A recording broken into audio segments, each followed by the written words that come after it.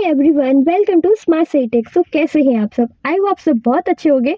सो आज के इस वीडियो में हम बीएससी बीकॉम सेकेंड ईयर के हिंदी लिटरेचर के फर्स्ट पेपर के बारे में डिस्कस करने वाले हैं, जो कि बहुत ही ज़्यादा इंपॉर्टेंट होने वाला है आपके एग्जाम के लिए। सो वीडियो को एंड तक अच्छे से कंप्लीट कर देगा। मैं आपको कुछ इसमें इंपॉर्टेंट टॉपिक एंड इंपॉर्टेंट चीज़ें मैं बताने। तो ये देखिए आपका सिलेबस है, इसी के अकॉर्डिंग आपको कंप्लीट करना है। ठीक है, तो आपको मैंने इसमें ना 1 2 3 कंप्लीट कराया है। ठीक है, 4 और 5 चैप्टर आपको खुद से करने। ओके, तो चलो देखते हैं।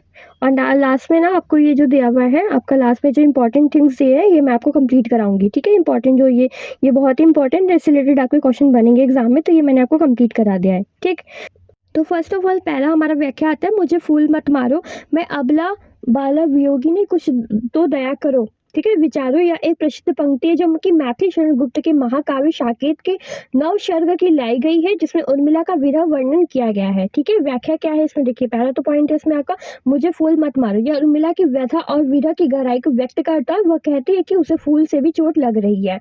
मैं अबला वाला बाला वियोगिनी, उर्मिला खुद को एक कमजोर और विरह पीड़ित स्त्री को रूप में प्रस्तुत करती है, जिसमें कुछ तो दया विचारो मतलब इसका है, वह अपने प्रति लक्ष्मण से जो युद्ध में गए हैं दया और सहानुभूति की उम्मीद करती है। ठीक है, इसमें है और बहुत सारे इसमें मतलब कि मैंने एक्सप्लेन कर रखा है पूरा एक एक चीज़ है। अगर आप इसका पीडीएफ नोट प्रोवाइड मतलब परचेज कर सकते हो तो आप मेंबरशिप ज्वाइन कर लीजिए, इसका पीडीएफ नोट आपको उससे मिल जाएगा। ठीक है, मेंबरशिप ज्वाइन करके आपको इसका अच्छे से मिल जाएगा। बाकी नेक्स्ट देखते हैं, इसका हम फर्स्ट चैप्टर के पूरा आपको एक्सप्लेन है।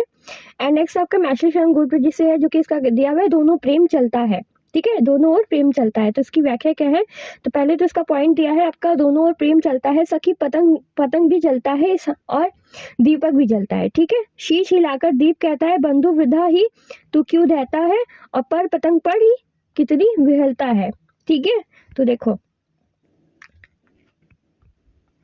इसकी व्याख्या दी हुई है हमारा, दीपक और पतंगे के प्रतीक माध्यम से उर्मिला कहती है कि सखी सच्चा प्रेम तो दोनों ओर समान भाव से चलता है और बढ़ता है। यदि पतंगा दीपक में प्रकाश जलता है तो दीपक भी निरंतर जलता ही रहता है। दीपक की लो उसकी अंतर ज्वालता ही है। ठीक है, दीपक स्वयं अपनी ज्वाला को धीरे धीरे जलता है, परंतु वह पतंगे को जलने से रोकता है। पतंग दीपक की ज्यादा और आकर्षक होते रूप से लिप्सा में अपने आप को मिटा देने की इच्छा समीप जाता है। ठीक है, पूरा एक्सप्लेनेशन है।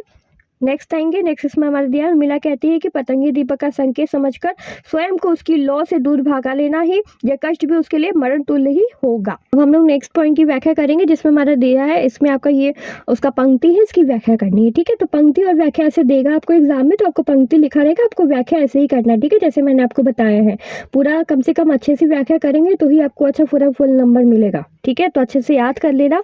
नेक्स्ट आता है, सखी वसंत आया की कविता का भावार्थ क्या है, इसके बारे में आपको पढ़ना है। ये सब पॉइंट नोट कर लीजिए, डिटेल मैं आपको नहीं दूंगी। ठीक है, डिटेल आपको पीडीएफ में मिलेगा। वर्ड वाडी कविता का भावार्थ क्या है, आपको इसे पॉइंट वाइज लिखना है इसमें। ठीक है, जिसमें अज्ञान का अंधकार का निवारण है, ज्ञान और प्रकाश की प्राप्ति है, भक्ति प्रेरणा है, सृष्टि का जगमगाव है। ठीक है, सृष्टि का जगमगाव, और कवि सूर्यांग त्रिपाठी निराला जी का यह कवि छायावादी कवि है, जो कि निराला द्वारा रचित है। ठीक है, इसमें नेक्स्ट आते हैं, हिंदी के सुमनों के प्रति पत्र कविता का भावार्थ क्या है। तो कवि सूर्य का त्रिपाठी निराला की कविता हिंदी के सुमनों के प्रति पत्र में उन्होंने अपने को वसंत दूत बताया है। इस कविता में उन्होंने वसंत ऋतु के सुमनों को संबोधित किया है, जिसमें कि कविता का भावार्थ है, निराला ने इस कविता को वसंत दूत बताया है, उन्होंने वसंत के ऋतु को सुमनों को संबोधित किया है। उन्होंने इस कविता को जीव साज बहुत छिद्र बताया है, और सुमन को बादलों का सुरंग सुवास सुमन बताया है। ठीक है, उन्होंने कहा है कि ईर्ष्या उन्होंने कुछ नहीं है, यद्यपि वही वसंत का अग्रदूत है। ठीक है, और नेक्स्ट पॉइंट लास्ट पॉइंट में आपका क्या कह रहा है, उन्होंने कहा है कि पढ़ा जा चुका है पत्र में कि नष्ट तुम अली के नवरस रंगा रंग हो।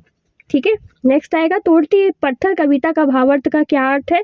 सूर्यकांत त्रिपाठी निराला की कविता वह तोड़ती पत्थर में एक श्रमिक महिला की कड़ी धूप में पत्थर तोड़ने की स्थिति का चित्रण है, जो समाज में शोषित वर्ग के जीवन और उसके प्रति समाज की उदासीनता को उजागर करती है। ठीक है, इसमें और भी भावार्थ है जो कि आपको पढ़ना है। शोषित वर्ग का चित्रण है, कविता के एक मौजूद महिला को कड़ी धूप में पत्थर तोड़ने के लिए दिखाया गया है, जो समाज की निचले तबके की जीवन शैली और उनकी कठिनाइयों को प्रतीक है। उदासीनता समाज श्रमिक शक्ति का शोषण है। कविता में कवि निराला श्रमिक शक्ति के शोषण के खिलाफ आवाज उठाता है और समाज में बदलाव की आवश्यकता पर बल देता है। कठिन परिस्थितियों में संघर्ष कविता में महिला की स्थिति को दर्शाती है।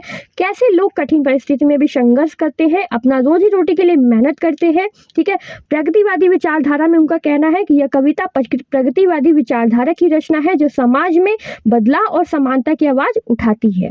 ठीक है, छायावादी और प्रगतिवादी में क्या है? निराला छायावादी, प्रगतिवादी, प्रयोगवादी के कवि थे जो अपने साहित्य में समाज के प्रति अपनी गहरी चिंता व्यक्त करते हैं।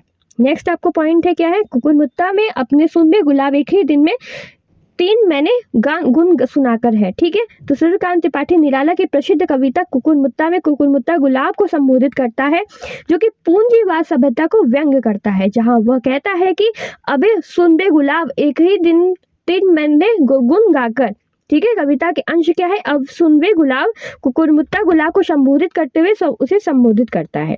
ठीक है, एक ही दिन में गुण गाकर क्या क्या कहना है उनका कि कविता का सार क्या है? यह कविता पूंजीवादी सभ्यता का व्यंग्य करती है। कुकुरमुत्ता शोषित का वर्ग का प्रतीक है जबकि गुलाब पूंजीपति वर्ग का प्रतीक है।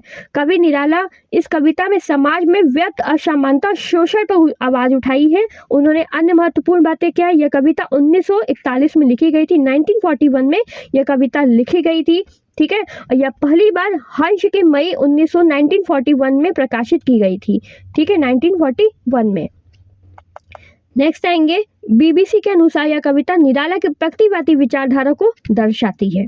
ठीक है, सुख दुख कविता का क्या भावार्थ है? सुख दुख कविता का भावार्थ है कि मनुष्य के जीवन में सुख दुख का क्रम चलता रहा है और सुख बीत जाने के बाद दुख होता है और दुख जाने के बाद सुख आता है। तो इसी तरह निरंतर सुख और दुख की तुलना चलती रहती है। ठीक है, अधिक जानकारी के लिए क्या कह सकते हैं? कवि सुमित्रानंद पंत ने सुख दुख कविता लिखी है। कवि कहते हैं कि सुख दुख दोनों ही दुख पाते हैं। कवि कहते हैं कि मानव सुख की अधिकता या दुख की अधिकता सह सकता है। कवि कहते हैं कि सुख दुख का बराबर बंटवारा होना चाहिए। उनके अनुसार हंसते रोते मानव जीवन आगे बढ़ता है। ठीक है, जिंदगी का नाम ही हंसता रोना है, हंसना रोना है।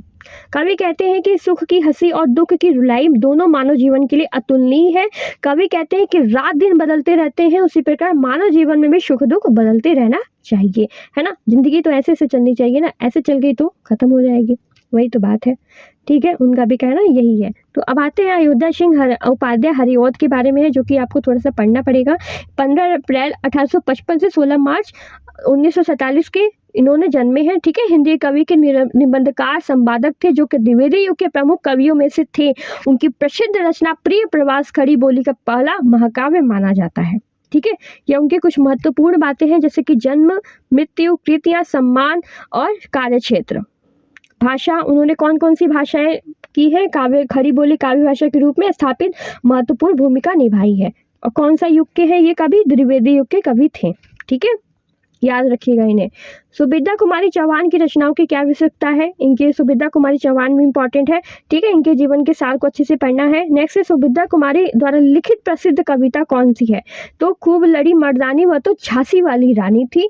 खूब सुबिद्धा कुमारी चौहान की कौन सी कविता आपके हृदय में समीप है, ये जरूर बताइएगा। ठीक है, सुबिद्धा कुमारी चौहान को कौन सा पुरस्कार मिला था? तो जल्दी से बताइए। मुकुल कविता संग्रह के लिए उन्हें वर्ष 1932 में बिखरे मोती कहानी के लिए उनको लोकशर्या परिशोधित से सम्मानित किया गया था। ठीक है, इनके कौन कौन से? श्रीकांत वर्मा के बारे में भी है, श्रीकांत वर्मा के आपके बारे में पढ़ना है। ठीक है, एंड मुकुंदर पांडे के बारे में भी है। ठीक है, मुकुंदर पांडे के बारे में अच्छे से पढ़िए, इनका बहुत ही इंपॉर्टेंट है। मुकुंदर पांडे, पंडित मुकुंदर पांडे जी के अनुदित गद्य साहित्य भी लोक चेतना की महक है। उन्होंने उड़िया भाषा के साहित्यकार फकीर मोहन सेनापति के उपन्यासों का अनुवाद किया है और जनता को जागृत करने का प्रयास किया है। लक्ष्मण समाज के कटवर मामा शैल भाला उनके द्वारा लिखित है। ठीक है, ठीक है, तो बाकी आपको ये सारी चीज़ें अच्छे से कंप्लीट करनी है। और हाँ, इसका क्वेश्चन आंसर आपको खुद से बुक से कंप्लीट करना है। ठीक है, अगर मैंने इतनी एक्सप्लेन कर दिया, इसी अकॉर्डिंग आपको व्याख्या और व्यंग पूरा अच्छे से कंप्लीट करना है। प्रसंग व्याख्या आपको अच्छे से पढ़ना है और बहुत अच्छे से पढ़िएगा। और इसका PDF अगर आपको चाहिए वो टेलीग्राम से मिल जाएगा। ठीक है, इसका मेंबरशिप ज्वाइन करके आपको इसकी PDF मिल जाएगी। ठीक है, तो ऐसे ही वीडियोज़ के लिए फॉलो करें, लाइक करें, सब्सक्राइब करें, शेयर करें। वीडियो को लाइक और शेयर जरूर कर दीजिएगा। ठीक है, तो मिलते हैं नेक्स्ट वीडियो में, तब तक के लिए bye bye. So thank you for watching and best of luck.